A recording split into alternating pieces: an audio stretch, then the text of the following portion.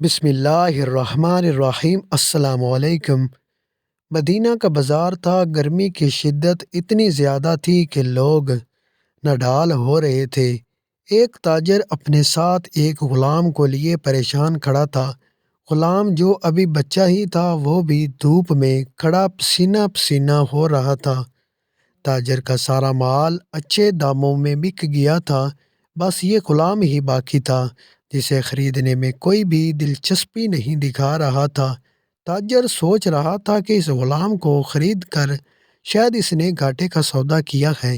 اس نے تو سوچا تھا کہ اچھا منافع ملے گا، لیکن یہاں تو اصل لاگت ملنا بھی دشوار ہو رہا تھا۔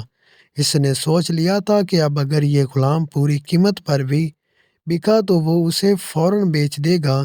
مدینہ کی ایک لڑکی کی اس غلام پر نظر پڑی تو اس نے تاجر سے پوچھا کہ یہ غلام کتنے کا بیچو گے؟ تاجر نے کہا کہ میں نے اتنے میں لیا ہے اور اتنے کا ہی دے دوں گا۔ اس لڑکی نے بچے پر ترس کھاتے ہوئے اسے خرید لیے۔ تاجر نے بھی خدا کا شکر ادا کیا اور واپسی کی راہ لی۔ مکہ سے ابو حذیفہ مدینہ آئے تو انہیں بھی اس لڑکی کا قصہ معلوم ہوا۔ لڑکی کی رحم دلی سے متاثر ہو کر انہوں نے اس کے لیے نکاح کا پیغام بھیجا جو قبول کر لیا گیا۔ یوں واپسی پر وہ لڑکی جس کا نام شبیطہ بنت یعار تھا ان کی بیوی بن کر ان کے ہمراہ تھی، اور وہ غلام بھی مالکن کے ساتھ مکہ پہنچ گیا۔ ابو حذیفہ مکہ آ کر اپنے پرانے دوست عثمان ابن عفان سے ملے تو انہیں کچھ بدلا ہوا پایا اور ان کے رویے میں سرد مہری محسوس کی۔ انہوں نے اپنے دوست سے استفسار کیا کہ عثمان یہ سرد مہری کیوں ہے؟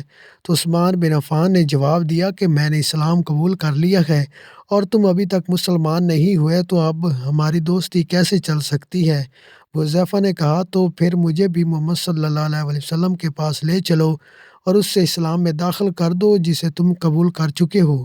چنانچہ حضرت عثمان رضی اللہ تعالیٰ عنہ نے انہیں نبی کریم صلی اللہ علیہ وسلم کی خدمت میں پیش کیا اور وہ کلمہ پڑھ کر دائرہ اسلام میں داخل ہو گئے۔ گھر آ کر انہوں نے اپنی بیوی اور غلام اپنے مسلمان ہونے کا بتایا تو ان دونوں نے بھی کلمہ پڑھ لیا۔ حضرت ابو حذیفہ رضی اللہ تعالیٰ عنہ نے اس غلام سے کہا کہ چونکہ تم بھی مسلمان ہو گئے ہو اس لیے میں اب تمہیں غلام نہیں رکھ سکتا، لہٰذا میری طرف سے اب تم آزاد ہو۔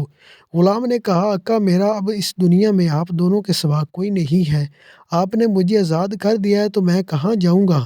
حضرت ابو حذیفہ رضی اللہ تعالیٰ عنہ نے اس غلام کو اپنا بیٹا بنا لیا اور اپنے پاس ہی رکھ لیا۔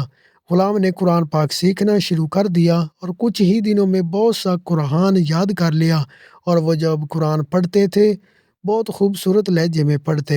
ہجرت کے وقت نبی کریم صلی اللہ علیہ وسلم سے پہلے جن صحابہ نے مدینہ کی طرف ہجرت کی ان میں حضرت عمر رضی اللہ تعالیٰ عنہ کے ساتھ حضرت ابو حذیفہ رضی اللہ تعالیٰ عنہ اور ان کا یہ لے پالک بیٹا تھا۔ مدینہ پہنچ کر جب نماز کے لیے امام مقرر کرنے کا وقت آیا تو اس غلام کی خوبصورت تلاوت اور سب سے زیادہ قرآن حفظ ہونے کی وجہ سے انہیں امام چن لیا گیا، اور ان کی امامت میں حضرت عمر رضی اللہ تعالیٰ عنہ جیسے جلیل القدر صحابی بھی نماز ادا کرتے تھے۔ مدینہ کے یہودیوں نے جب انہیں امامت کرواتے دیکھا تو حیران ہو گئے کہ یہ وہی غلام ہے جسے کوئی خریدنے کے لیے تیار ہی نہ تھا۔ آج دیکھو کتنی عزت ملی ہے کہ مسلمانوں کا امام بنا ہوا ہے۔ اللہ پاک نے انہیں خوش گلو اس قدر بنایا تھا کہ جب آیات قرآن تلاوت فرماتے تو لوگوں پر ایک ماہویت طاری ہو جاتی اور راہ گیر ٹھٹک کر سننے لگتے۔ ایک دفعہ ام المومنین حضرت عائشہ رضی اللہ تعالیٰ عنہ کو رسول صلی اللہ علیہ وسلم کے پاس حاضر ہونے میں دیر ہوئی تو آپ صلی اللہ علیہ وسلم نے توقف کیا جا پوچھی تو بولے کہ ایک قاری تلاوت کر رہا تھا، اس کے سننے میں دیر ہوگی، اور خوش حالی کی اس قدر تعریف کی کہ آن حضرت صلی اللہ علیہ وسلم خود چادر سنبھالنے ہوئے باہر تشریف لے آئے۔ دیکھا تو وہ بیٹھتے تلاوت کر رہے ہیں۔ صلی اللہ علیہ وسلم نے خوش ہو کر فرمایا اللہ پاک کا شکر ہے کہ اس نے تمہارے جیسے شخص کو میری امت میں بنایا۔ کیا آپ جانتے ہیں کہ یہ خوش قسمت صحابی کون تھے؟ ان کا نام حضرت سالم رضی اللہ تعالیٰ عنہ ہوتا جو سالم مولا ابو حذیفہ رضی اللہ تعالیٰ عنہ کے نام سے مشہور تھے۔ انہوں نے جنگ موتا میں جام شہادت نوش کیا۔ اللہ کی کروڑوں رحمتیں ہوں ان پر۔